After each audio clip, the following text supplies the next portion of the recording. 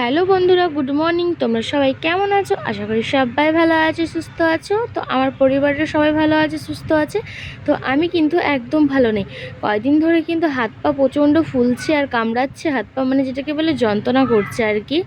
আর তার সাথে তো সর্দি জ্বর এগুলো লেগেই আছে। আর আজকের ভিডিওটার এন্ট্রি কিন্তু এরকমভাবেই নিতে হলো, কারণ আমি যেদিনকে এই ভিডিওটা করেছি সেদিনকে আমার অবস্থা খুবই খারাপ। আমার কথা বলার মতন ছিলাম না। আর কয়দিন ধরে যেহেতু ভিডিও দেওয়াই হচ্ছে না শরীরটা খারাপ বলে, আর খোঁজ নেওয়ার মতন কিন্তু বন্ধুরা কেউ নেই। আমার লোক আছে অনেক, কিন্তু খোঁজ নেবে না কেউ। আবার কেউ যে যেচে ফোন করবে এরকমটাও না, আমি নিজের থেকে ফোন করি। তো নিজের থেকে ফোন করি বলে কিন্তু এটা কেউ জিজ্ঞাসাও করে না যে কেমন আছো বা কিছু। সত্যিই বলে না, নিজের মা ভাই সব থেকে বড় জিনিস, এটাই কিন্তু ঠিক। এরা ছাড়া খোঁজ নেবার মতন কেউই নেই। তো যাই হোক, তোমাদের সাথে কথা বলতে বলতে আকাশটা একটু শেয়ার করে দিলাম। আজকে আকাশটা খুব সুন্দর রোদ উঠেছে। তারপরে কিছু কাজবাজ এই যে কমপ্লিট করে ঘরটরগুলোও মুছে নিলাম। তো চলো কাজবাজগুলো কমপ্লিট করে নিই, আবার কথা হচ্ছে, দেখা হচ্ছে তোমাদের সাথে পরে। গুড আফটারনুন বন্ধুরা। তো কাজবাজ কিন্তু অনেকক্ষণই কমপ্লিট হয়ে গেছে, আর চানটানও কিন্তু হয়ে গেছে। আর বাবু দেখছিল ফোন, তো তোমাদের সাথে ওই জন্য মাঝের কিছু সময় আর শেয়ার করতে পারিনি। তো স্নান টান করা কিন্তু পুরো কমপ্লিট। আর যেসব জামা কাপড়গুলো দেখলো ওইসব জামা কাপড়গুলো সব কেচেছি, ছাদে মেলা আছে, একটু পরে গিয়ে তুলে আসবো। আর এখন খাওয়া দাওয়া করে নেবো। আর কয়েকদিন ধরে শরীরটা খুবই খারাপ করছে, তো ওই জন্য আর কি ভিডিও ছাড়তে পারছি না। আর খোঁজ নেওয়ার মতনও সেরকম কেউ নেই মা ভাই ছাড়া। তো যাই হোক, চলো এখন করবো খাওয়া দাওয়া। আর আজকে না প্রচণ্ড রোদ উঠেছে, মেঘটা খুব সুন্দর লাগছে। আগেও তো তোমাদের সাথে শেয়ার করলাম কি রান্না হয়েছে না হয়েছে, সবটাই তোমাদের সাথে শেয়ার করব। আর আমার ক্যামেরাটা না একটু ঘোলা ঘোলা লাগছে, কারণ বাবু ফোনটা ফেলে দিয়েছিল, তো ওপরের কাচটা ফেটে গিয়ে ক্যামেরার কাছে হাওয়া ঢুকে গেছে। তো ওই জন্য আর কি এরকম ঘোলা ঘোলা লাগছে একটু। রান্না বান্না কিন্তু তোমাদের দাদাভাই করেছে, সকালে ঠিক মতন উঠতেও পারছি না। তো যাই, তারপর আর কি বাবুকে স্কুলে পাঠানো হলো ড্রেস ম্যাস পরিয়ে। তোমাদের দাদাভাই রান্না করেছে, তো কী কী রান্না করেছে চলো তোমাদেরকে দেখাই। তো এই যে কুকারে আছে ভাত, যেটা দুপুরবেলা আমি করে নিলাম। এখানে আছে কুকারে ভাত, আর এই যে এখানে আছে, তো এই যে আজকে রান্না হয়েছে আলু পেঁয়াজ ভাজা, আর আছে ডিম ভাজা, আর এই যেখানে আছে মুসুর ডাল, পাতলা করে মুসুর ডাল।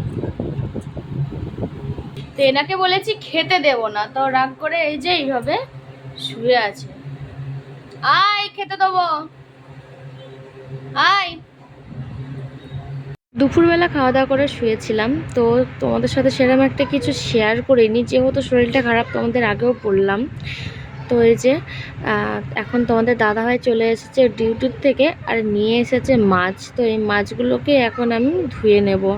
তো এটা কি মাছ আমি কিন্তু ভুলে গেছি, রুই বা কাতলা এরকম একটা কিছু হবে, আমি কিন্তু ভুলে গেছি, অতটা মনে নেই। আর আমি না মাছ চিনতে পারি না একদমই। তো এই যে মাছ টাছগুলো ধুয়ে এই যে নুন হলুদ মাখিয়েও নিয়েছে, আমি এবার ভাজতে দেব। অবশ্য আমি ভাজবো না, তোমাদের দাদাভাই ভেজে দেবে।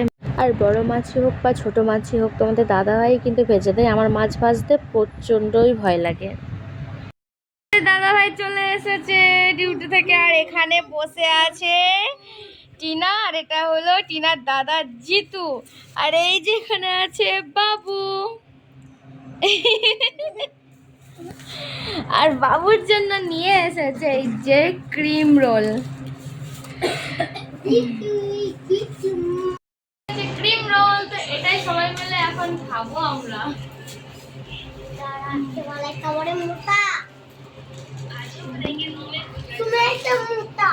এই যে বাবুকে আগে দিয়ে দিই, আমি এটা খাবো না। সবার জন্য কিন্তু একটা একটা করে আছে না তো।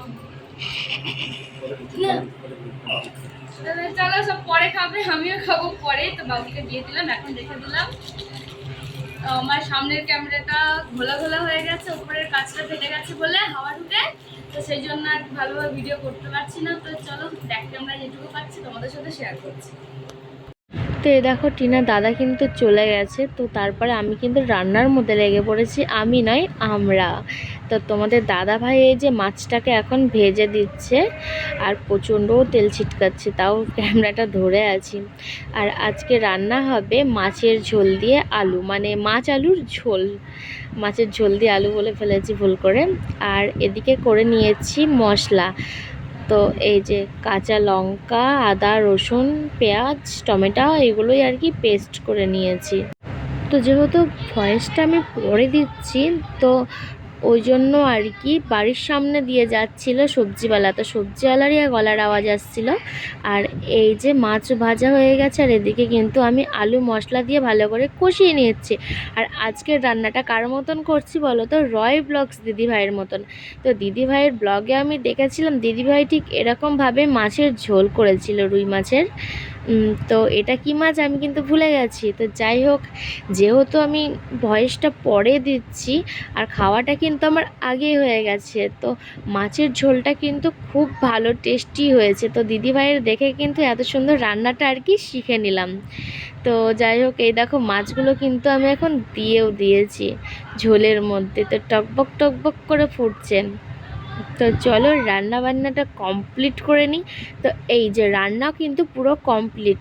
তো মাছের ঝোলের কালারটা দেখেছো এত সুন্দর হয়েছে, আর খেতে তো দুর্দান্ত হয়েছিল। তো যাই হোক, চলো আজকের ব্লগটা এখানেই শেষ করছি। আবার দেখা হচ্ছে তোমাদের সাথে নতুন ব্লগে, নতুন সকালে।